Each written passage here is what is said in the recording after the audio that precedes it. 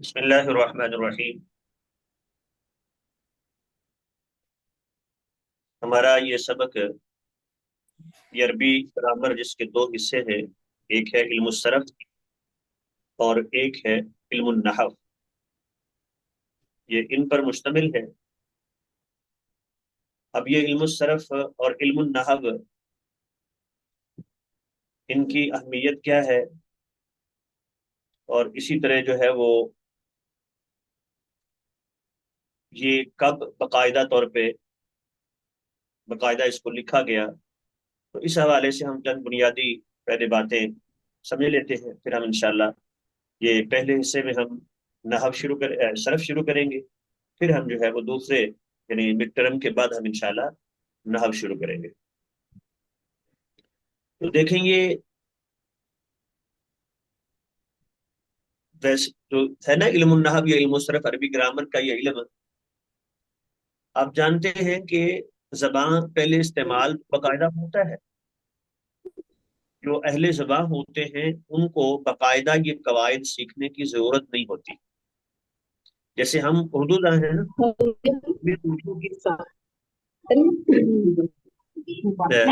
بیٹا mic اپنے بند کر لیں، یہ مائک بند کر لیں، یہ کافی ڈسٹرب ہو رہے ہیں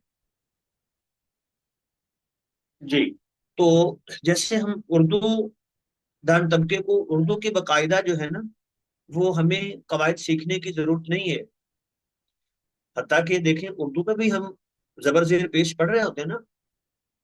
میں یہ ایک لائن سامنے ہمارے ہے، یہ کتاب اکابر علماء کرام کے حکم کے مطابق انہی کی سرپرستی میں تیار کی گئی ہے۔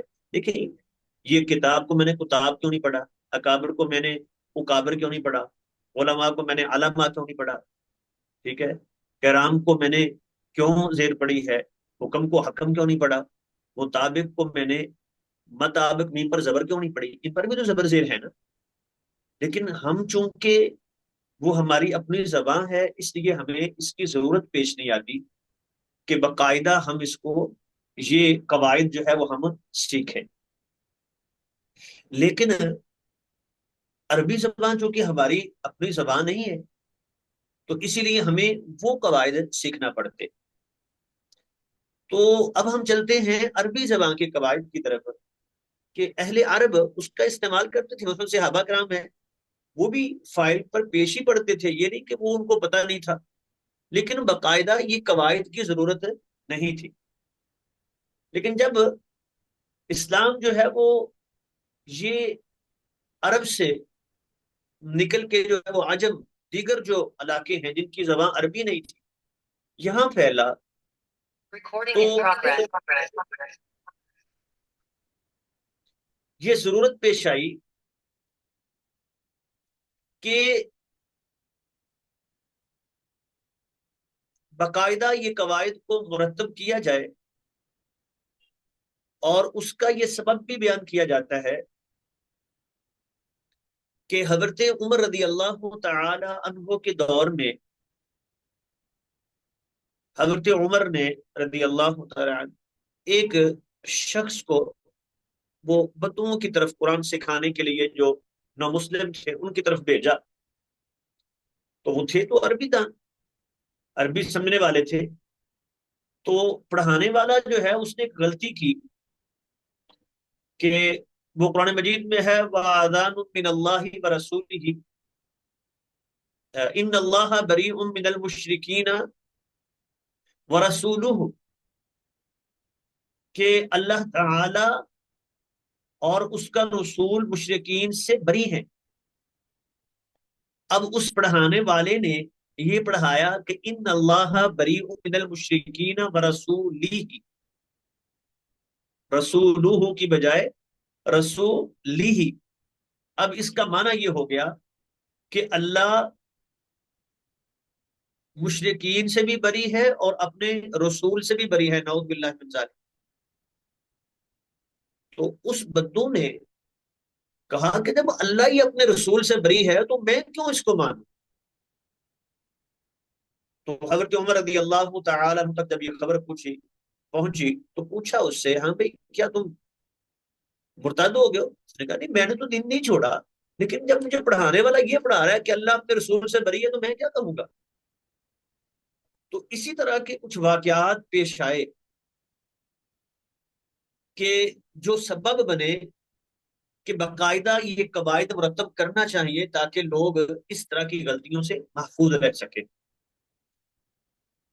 تو اس کی اہمیت کے حوالے سے، ہاں پہلے یہ بات ہم کر لیتے ہیں کہ حضرت عمر رضی اللہ تعالی عنہ نے حضرت علی رضی اللہ عنہ سے مشورہ کیا، اور پھر انہوں نے جو ہے وہ حضرت علی رضی اللہ تعالی کے غلام تھے، ابو الاسود الدعالی ان کا نام تھا، انہیں یہ حکم دیا۔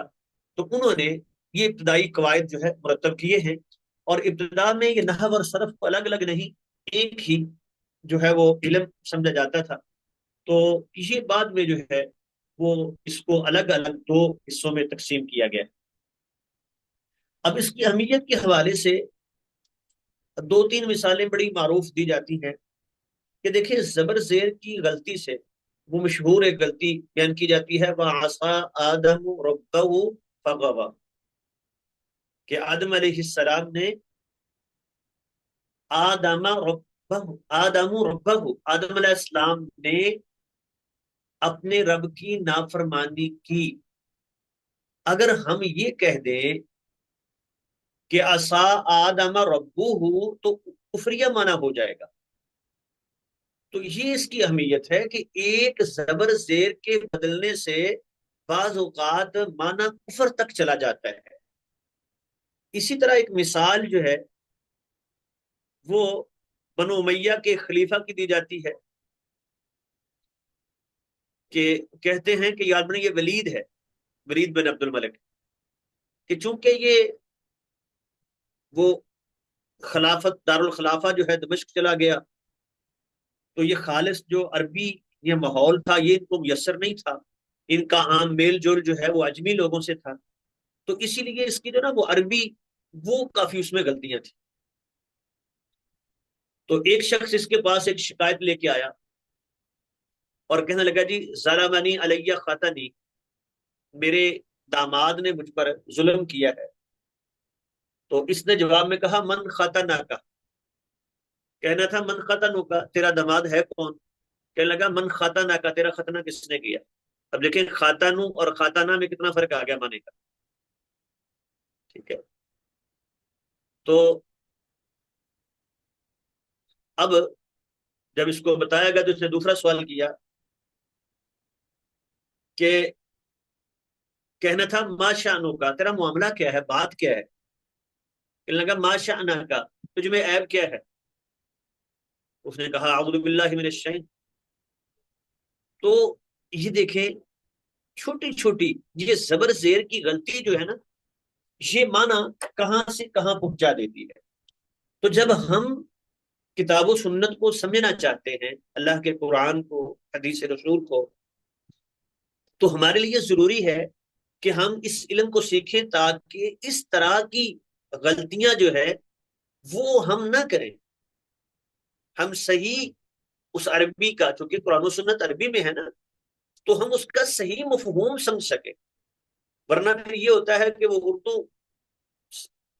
جو ہے وہ ترجموں پہ جب ہوتا ہے نا سارا زور، تو بعض اوقات وہ ترجمے بھی ہمیں الٹی سمجھاتے ہیں۔ وہ ایک معروف لطیفہ نما قصہ ہے، کہتے ہیں کہ ایک شخص نے وہ اردو زبان کی حدیث کی کوئی ترجمہ تھا کسی حدیث کا، تو اردو میں اس نے پڑھ لیا، اور پرانے دور میں جو ہے نا وہ یہ چھوٹی یا اور بڑی یا میں فرق نہیں ہوتا تھا۔ تو اس نے پڑھا کہ رسول اللہ صلی اللہ علیہ وسلم جو ہے وہ نماز ہلکی پڑھاتے تھے، اس کا آپ نے حکم دیا ہے مختصر کے معنی میں۔ اب اس نے جو ہے وہ اس کو ہلکی کو ہل کے یعنی حرکت کے ساتھ وہ پڑھ لیا، اور نماز شروع کی تو پوری نماز میں گھوم رہا ہے، ادھر ادھر جا رہا ہے۔ تو مفتیوں نے کہا امام صاحب یہ کیا کر رہے ہیں؟ کہنے لگا میں نے خود حدیث پڑھی ہے، اللہ کے نبی ہل کے نماز پڑھتے تھے۔ تو اب پھر یہ صورتحال بنتی ہے کہ اگر بنیادی ان قواعد کا علم نہ ہو تو انسان جو ہے وہ اس طرح کی ٹھوکریں کھاتا ہے۔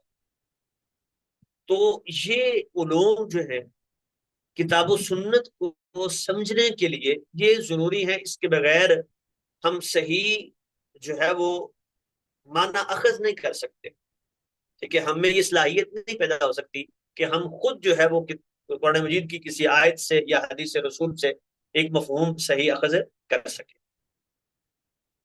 تو ہم نے بتایا کہ یہ دو حصے ہیں صرف اور نحو کے۔ پہلا حصہ جو ہے وہ یہ صرف ہم شروع کر رہے ہیں، تو صرف جو ہے نا اس کا لفظی معنی ہے پھیرنا، ٹھیک ہے، صرف یصرف تصریف کہا جاتا ہے، پھیرنا۔ اور اصطلاحی تعریف ہے کہ ایسا علم جس میں لفظوں کو پھیرنے کا طریقہ، ایک لفظ کو مختلف شکلوں میں ہم چینج کرتے ہیں، تو یہ ہے لفظوں کو پھیرنے کا طریقہ، اور ایک صیغہ سے دوسرا صیغہ بنانے کے قواعد اور الفاظ میں تبدیلیوں کے قواعد جو ہے معلوم ہوتے ہیں۔ تو دیکھیں اس میں کیا ہے، مختلف کلمات اور صیغہ بنانے کا طریقہ۔ صیغہ کہتے ہیں لفظ کو، ایک لفظ سے زیادہ لفظ بنتے ہیں۔ مثال کے طور پہ ایک لفظ ہمارے سامنے زارابا، ہم نے زارابا، زارابو، زارابت، زارب، مضروب، اضرب، لا تضرب، یہ دیکھیں ایک لفظ سے کئی چیزیں ہم نے بنا دی، اس کے ہر ایک میں معنی فرق ہو جائے گا۔ آگے ہم یہ پڑھیں گے کہ کس لفظ کا کیا معنی بنتا ہے۔ تو یہ وہ علم ہے جس میں الفاظ کو پھیرنے کا، گردان بنانے کا طریقہ، ٹھیک ہے، اور ایک صیغہ سے دوسرا صیغہ بنانے کا قاعدہ، اسی طرح کلمات میں جو مختلف تبدیلیاں ہیں ان کے قواعد جو ہیں اس میں بیان کیے جائیں۔ اور اس علم کا موضوع کیا ہے؟ کلمہ۔ کلمہ اس کا موضوع ہے۔ کلمہ کہتے ہیں وہ بامانہ لفظ، وہ بامانہ اکیلا لفظ جو انسان کی زبان سے نکلے اس کو کلمہ کہتے ہیں۔ اب اس کا فائدہ کیا ہے؟ تو فائدہ یہ ہے کہ تاکہ ہم یہ الفاظ کو بنانے میں اور الفاظ کے تلفظ میں جو ہے وہ غلطی سے محفوظ رہ سکے۔ اچھا، یہ لازمی نہیں ہے کہ آپ نے لفظوں کو رٹا لگانا ہے، میں بھی کوشش کر رہا ہوں کہ الفاظ کو جو ہے نا وہ بالاختصار جتنے مقصود ہے بس تھوڑے لفظوں میں مفہوم بیان کر دیا جائے۔ آپ نے بھی رٹا لگانے کی ضرورت نہیں ہے، ایک مفہوم سمجھیں اس کو اپنے لفظوں میں بیان کر دیں۔ تو فائدہ کیا ہے کہ الفاظ کی ان تبدیلی میں اور ان کے تلفظ میں ہے جو ہے غلطی سے محفوظ رہا جا سکے۔ اب اس کی چوتھی بات یہ ہے کہ اس علم کا حکم کیا ہے؟ تو حکم اس علم کو سیکھنا فرض کفایہ ہے۔ فرض کفایہ کا مطلب ہوتا ہے کہ اتنے لوگ سیکھنے والے ہوں کہ یہ ضرورت پوری ہو جائے، کہ اتنے لوگ موجود ہوں جو معاشرے کی جو ضرورت ہے نا کہ کتاب و سنت کا صحیح فہم ان تک پہنچائیں، یہ ضرورت پوری ہو جائے، اتنے لوگ سیکھنے والے موجود ہوں۔ اگر یہ اتنے بھی موجود نہیں ہیں تو سارے گناہگار ہیں۔ یہ ہوتا ہے کہ ہر ایک پر سیکھنا فرض نہیں ہوتا، لیکن اتنے لوگوں پر ضروری ہوتا ہے کہ جن سے ضرورت وہ پوری ہو جائے، یہ فرض کفایہ کا حکم ہوتا ہے۔ جیسے جہاد ہے نا، فرض کفایہ ہے، جتنے جنگ میں ضرورت ہے، اب ہر بندہ جنگ شروع ہو جائے تو سارا ملک ایک بندہ بھی نہ رہے پیچھے، یہ تو ممکن نہیں ہے۔ تو اتنے لوگ کہ جن سے وہ ضرورت پوری ہو جائے، یہ ضروری ہے۔ تو یہاں بھی یہ علم سیکھنا فرض کفایہ ہے۔ یہاں تک یہ بنیادی اس کی تعریف ہوگی، میں دہرا دیتا ہوں۔ صرف کا لفظی معنی ہم نے پڑھا، اس کا معنی ہے پھیرنا، تبدیل کرنا، اور اصطلاحی تعریف ہے ایسا علم جس کے ذریعے مختلف کلمات بنانے کا طریقہ اور اس میں تبدیلیوں کے قواعد معلوم ہوتے ہیں۔ مختلف کلمات بنانے کا طریقہ اور ان میں تبدیلیوں کے قواعد بیان کیے جاتے ہیں۔ اس کا موضوع کیا ہے؟ کلمہ۔ فائدہ کیا ہے؟ انسان الفاظ کی اس تبدیلی میں اور الفاظ کے صحیح تلفظ میں غلطی سے محفوظ رہے۔ سیکھنا اس کا کیا ہے؟ فرض کفایہ ہے۔ اب اس کے بعد کچھ اصطلاحات ہیں، اس کو ہم یوں کہتے ہیں کہ جب ایک بچہ، اس کو آپ کسی ورکشاپ پہ چھوڑتے ہیں نا، موٹر سائیکل کرنے والی گاڑیوں کی ورکشاپ پہ چھوڑاتے ہیں، تو وہ سب سے پہلے استاد کیا کرتا ہے، اس کو اوزاروں کے نام سکھاتا ہے کہ بھائی 5 نمبر، 6 نمبر، 7 نمبر، وہ خاص ان کی جو ہوتی ہے نا، تو بتاتا ہے کہ بھائی یہ چابی اس کی اتنے نمبر کی ہے، یہ اتنے نمبر کی ہے، تو یہ اس کے اوزاروں کے نام۔ تو ایسے ہی اس علم میں، اس کتاب میں جو لفظ بار بار استعمال ہونے ہیں، ٹولز جسے ہم کہتے ہیں، وہ ان میں سے ایک ہے لفظ حرکت۔ حرکت کسے کہتے ہیں؟ زبر، زیر اور پیش کو، اور ان کے مجموعے کو کہتے ہیں حرکات ثلاثہ، زبر، زیر، پیش، ان کو ملا کے کیا کہتے ہیں؟ حرکات ثلاثہ، تینوں حرکتیں۔ اور متحرک کہتے ہیں وہ حرف جو حرکت والا ہو۔ پھر ان حرکتوں میں زبر کو فتحہ عربی میں کہتے ہیں، اور زیر کو عربی میں کسرہ کہتے ہیں، اور پیش کو عربی میں ضمہ کہتے ہیں۔ اور حرکت نہ ہونے کو، جسے ہم ساکن کہتے ہیں نا، اس کو کہتے ہیں سکون، یعنی وہ حرف، سکون حرکت نہ ہونے کو، اور جس حرف پر وہ حرکت نہیں ہوگی اسے ساکن کہیں گے۔ تو یہ تو بنیادی اصطلاحات ہو گئی۔ اسی طرح یہ لفظ ایک ہے تنوین، یہ کہتے ہیں 2 زبر 2 زیر 2 پیش کو، زیدن، زیدن، رجلن۔ اور مفتو وہ حرف جس پر زبر ہوتی ہے اس کو مفتو کہتے ہیں، اور جس حرف پر زیر ہو اس کو مکسور کہتے ہیں۔ دیکھیں، زیر کو کسرہ، اور جس حرف پر زیر ہے وہ مکسور، زبر کو فتحہ، اور جس حرف پر وہ زبر ہے اس کو مفتو، اور زیر کو کسرہ، اور جس حرف پر ہے وہ مکسور۔ اچھا جی، اسی طرح تشدید کہتے ہیں ایک حرف کو 2 بار پڑھنا۔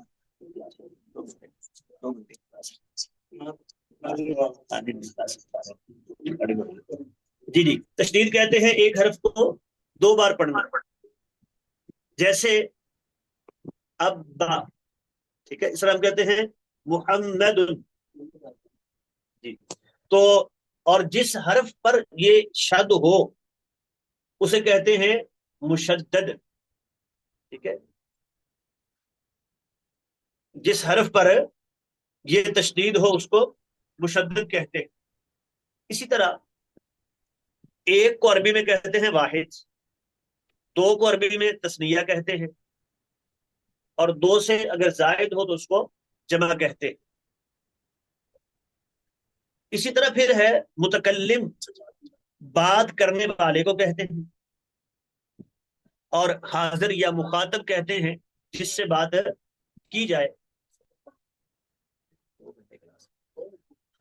اور غائب کہتے ہیں، اچھا جی، غائب کہتے ہیں وہ شخص جو بات کرتے وقت موجود نہ ہو، جی، جو بات کرتے وقت موجود نہ ہو اسے کہتے ہیں غائب۔ اب اردو زبان میں ترجمہ کرتے وقت ہم یہ کرتے ہیں کہ اگر متکلم ہونا تو اس کے ترجمے میں آتا ہے میں اور ہم، میں نے کیا، ہم نے کیا، اور حاضر ہو تو تو اور تم، ٹھیک ہے، تم نے کیا، حاضر مخاطب جس کو ہو رہے ہیں نا، تو یا تو نے کیا واحد ہے تو۔ اور غائب کے لیے آتا ہے اس ان، ذہبا وہ گیا، ذہبو وہ گئے، ضربو انہوں نے مارا، ان، ٹھیک ہے، تو ضربا اس نے مارا، یہ ہے اس، ان اور وہ۔ یہ عام طور پہ اردو ترجمے میں ہوتا ہے متکلم کے لیے میں اور ہم، حاضر مخاطب کے لیے تو اور تم، اور غائب کے لیے اس، ان اور وہ، یہ لفظ استعمال ہوتے ہیں۔ پھر اس کے بعد زمانہ وقت کو کہتے ہیں، اور زمانے 3 ہیں: ماضی گزرا ہوا زمانہ، موجودہ جس کو حال بولتے ہیں حال، موجودہ زمانہ، اور مستقبل آنے والا زمانہ۔ اور سیگا ہم نے پڑھا تھا، سیگا کہتے ہیں حرف کو، لفظ کو، تو کہتے ہیں کہ حروف اور حرکات و صنعت کی خاص ترتیب، وہ جو لفظ ہم بول رہے ہیں نا اس کو کیا کہتے ہیں؟ سیگا، کہ حروف اور حرکات و سکنات کی خاص ترتیب سے کلمہ کی جو صورت بنتی ہے تو اس کلمہ کو کیا کہتے ہیں؟ صیغہ کہتے ہیں. فاعل کہتے ہیں کام کرنے والے کو، مفعول کہتے ہیں جس پر کام کیا جائے. ٹھیک ہے. کہتا ہے جیسے ضرب اللہ مثلا، اللہ نے مثال بیان کی، بیان کرنے والا کون ہے؟ اللہ، وہ فاعل. اور کیا بیان کی ہے؟ مثال، وہ ہے مفعول. اسی طرح ایک کلمہ ہوتا ہے ہم کہتے ہیں ثلاثی، وہ کلمہ ہے جس میں اصلی حروف صرف 3 ہوں. اور رباعی وہ کلمہ ہوتا ہے جس میں اصلی حروف 4 ہوں. اور مجرد وہ کلمہ ہوتا ہے کہ جو زائد حروف سے خالی ہو. اور مزید بھی کہتے ہیں کہ جس میں زائد حروف بھی ہوں. اصل میں کلمہ جو ہے نا، یا تو اس میں کم از کم 3 حرف اصلی ہوتے ہیں، یا اس میں 4 حرف اصلی ہوتے ہیں. اگر 3 حرف اصلی ہیں تو اس کو کہتے ہیں ثلاثی. جیسے مثال کے طور پہ کتاب لفظ ہے نا، کتاب. اب اس میں اصل لفظ ہے کاف تا تا، الف اصلی نہیں ہے، وہ زائد ہے. جیسے کرام کرم، مکرم مکرم. ٹھیک ہے. ابھی دیکھیں لفظ مختلف بول رہے ہیں، سب میں جو کامن لفظ ہے وہ کیا؟ کاف را میم کرم. یہ اصلی حروف ہے. اصلی ہوتا ہے جو ساری اس کی شکلوں میں ہوتا ہے، اور زائد وہ ہوتا ہے جو کسی شکل میں ہوتا ہے کسی میں نہیں ہوگا. جیسے ہم نے ابھی مثال دی نا. اب میں ایک لفظ اور بولتا ہوں، ناصرہ، ناصر، منصور، نصیرہ، ینصر، لا تنصر. میں نے کتنے لفظ بولے ہیں؟ سب میں دیکھیں نون صاد را یہ آ رہا ہے، باقی جو بھی بدل رہا ہے یہ اصلی ہے. تو جس میں صرف 3 حرف اصلی ہوں وہ ہے ثلاثی، اور جس میں 4 حرف اصلی ہوں وہ ہے رباعی. پھر اگر صرف اصلی حروف ہوں، زائد کوئی نہ ہو تو یہ مجرد ہے، اور ساتھ زائد بھی ہوں تو یہ مزید فی ہے. جی بیٹا، یہاں تک ہمارا یہ ایک سبق مکمل ہوا ہے. اب پہلے اس میں کوئی سوال ہے تو آپ کر لیں، پھر ہم آگے چلتے ہیں.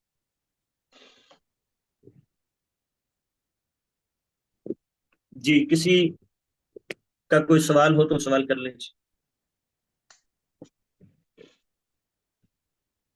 جی بیٹا آمینہ. السلام علیکم. وعلیکم السلام. قاری صاحب، میں نے پوچھنا تھا کہ یہ جو آپ نے جتنا بھی ہمیں کروایا ہے، یہ ہم نے ریٹن لکھ کے اس کو یاد کرنا ہے کہ اس کی بک وغیرہ ہم نہیں، آپ خرید نے دیں جس سے؟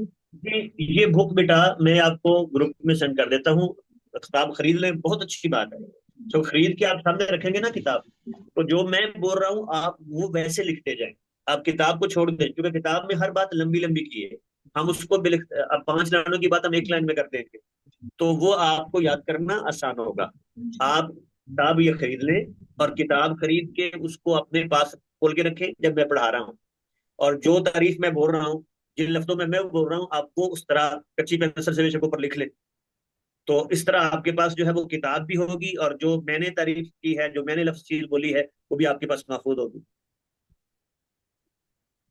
جی ٹھیک ہے، جزاک اللہ. بارک اللہ فیک. جی بیٹی، جی محمود خان ہیں. جی جی بھائی. السلام علیکم ورحمۃ اللہ وبرکاتہ. وعلیکم السلام ورحمۃ اللہ وبرکاتہ. جی حضرت، یہ اس میں جو ایک اصطلاحات میں جو جمع کا جو ڈیفینیشن جو دیا ہے، اس میں 2 سے زائد جی کو جی جمع کہتے ہیں جی. یا 3 ہاں سے جی. زائد کو جمع کہتے ہیں؟ نہیں، 3 بھی تو جمع ہے نا، 3 بھی جمع ہے.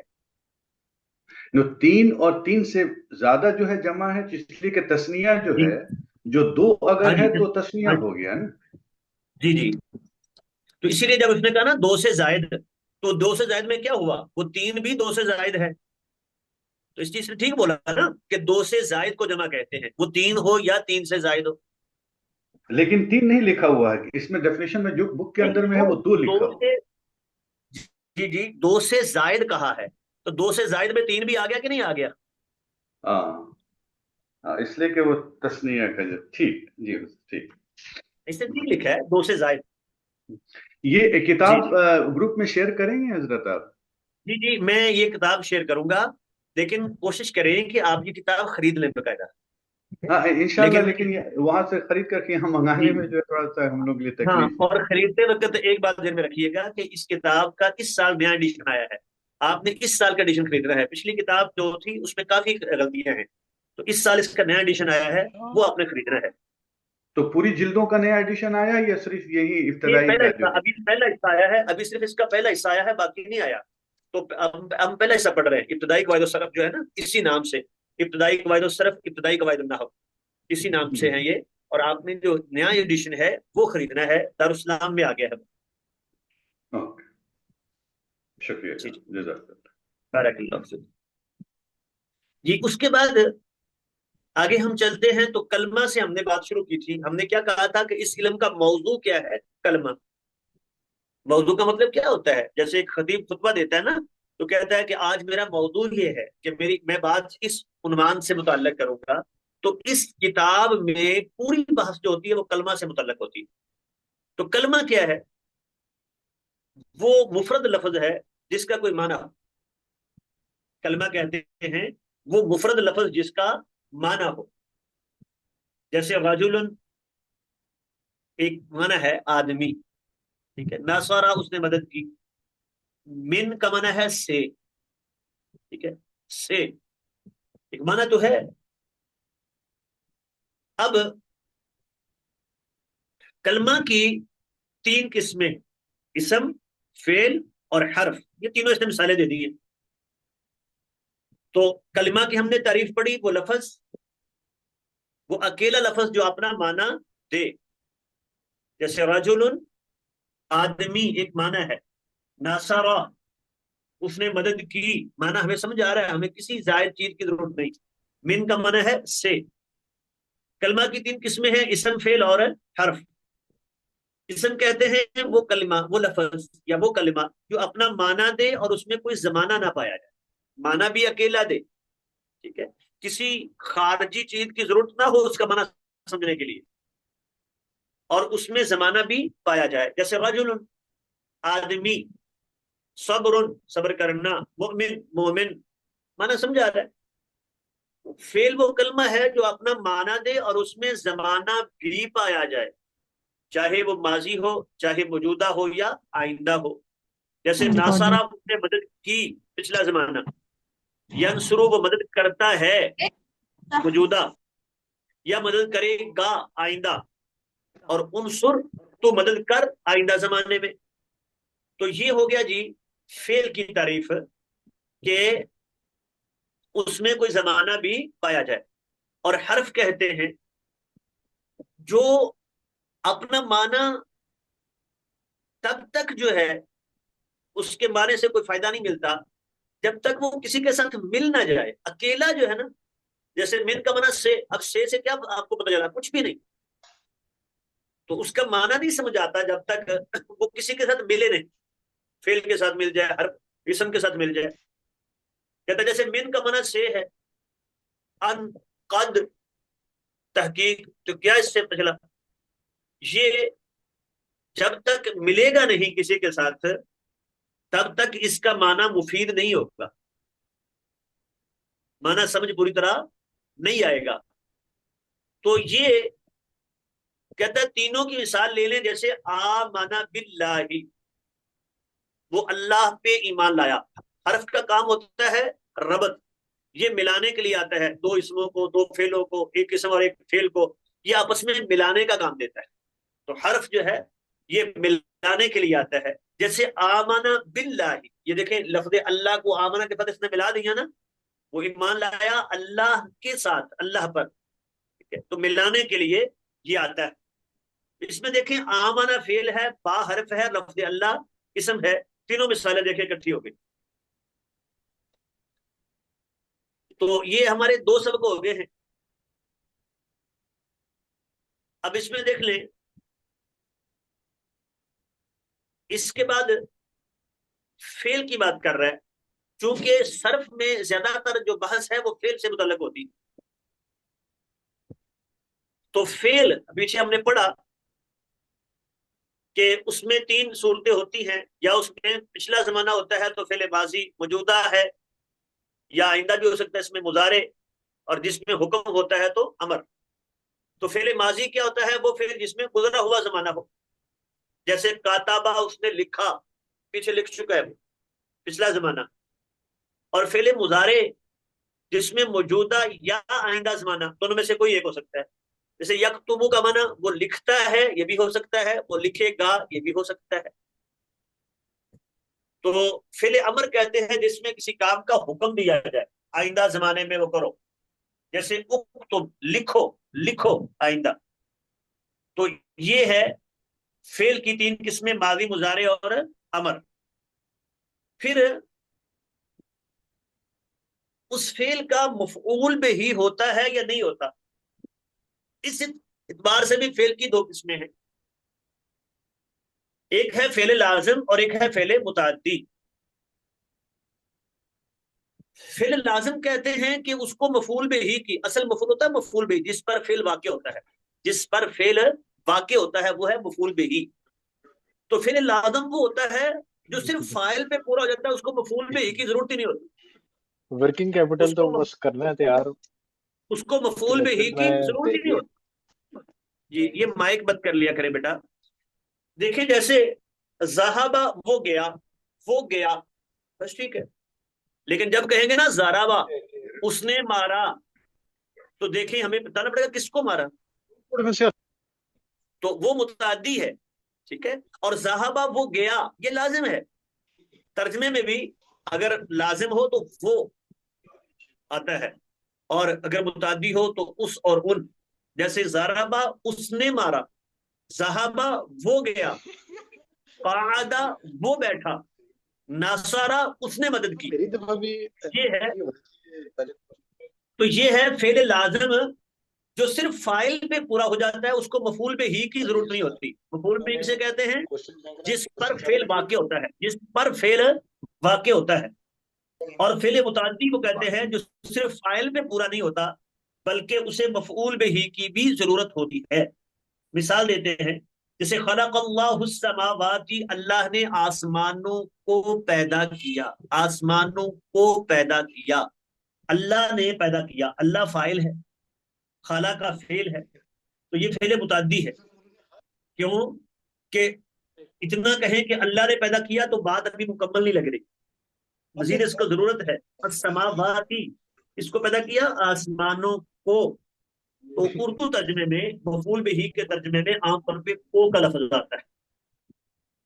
تو فعل لازم اور فعل متعدی، لازم کیا ہے؟ جو صرف فاعل پہ پورا ہو جائے، اس کو مفعول به کی ضرورت نہ ہو. اور متعدی ہے جو صرف فاعل پہ پورا نہ ہو بلکہ اس کو مفعول به کی بھی ضرورت ہو. پھر ہوتا ہے جی فعل معروف اور فعل مجہول. یہ نسبت کے اعتبار سے دو قسمیں ہیں کہ اس کی نسبت فاعل کی طرف ہے یا مفعول کی طرف، اس کو نائب فاعل کہتے ہیں.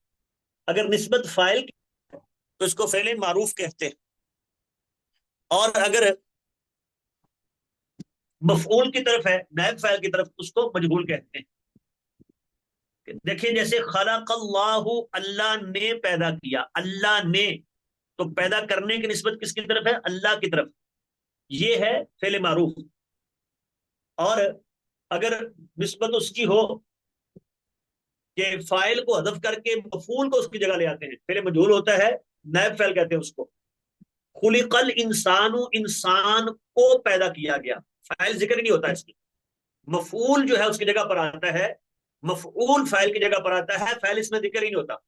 خلق الانسان، انسان کو پیدا کیا گیا، کس نے پیدا کیا یہ ذکر ہی نہیں ہے. تو اسے کہتے ہیں، یہ جو آتا ہے نا بعد میں، وہ مفعول کو فاعل کی جگہ پر لے آتے ہیں، اسے کہتے ہیں نائب فاعل، اسے کہتے ہیں نائب فاعل. تو جب خولی کا فعل مجہول ہے تو اس کے بعد جو مفعول تھا اس کو لے آئے فاعل کی جگہ پر، ٹھیک ہے، تو اسے کہتے ہیں نائب فاعل. خلق الانسان، انسان کو پیدا کیا گیا. پھر اسی طرح فعل مثبت اور منفی ہوتا ہے. مثبت وہ ہوتا ہے جس کے شروع میں حرف نفی وغیرہ نہ ہو، جس میں کرنا ہے نا، اور ایک ہے نہ کرنا. جیسے ناصارہ اس نے مدد کی. منفی ہوگا تو ماں ناصارہ اس نے مدد نہیں کی، تو اس کے شروع میں حرف نفی یا لا وغیرہ نہ ہو، یہ مثبت ہے. اور اگر حرف نفی یا لا ہو تو وہ منفی ہے. تو ترجمے میں واضح ہے کرنا اور نہ کرنا. جیسے ظالمہ اس نے ظلم کیا اور ما ظالمہ اس نے نہیں کیا. یظلم وہ ظلم کرتا ہے, لا یظلم وہ ظلم نہیں کرتا. تو اگر وہ لازم ہے, یہ اگر وہ مثبت ہے تو اس میں کرنا ہوگا, اور اگر منفی ہے تو اس میں نہ کرنا ہوگا. جی بیٹا بات سمجھا گئی ہے؟ جی چلیں جی, یہاں تک پھر کوئی سوال ہے تو سوال کر لیں. یہاں سے انشاءاللہ ہم آگے شروع کریں گے سبق نمبر 4 سے.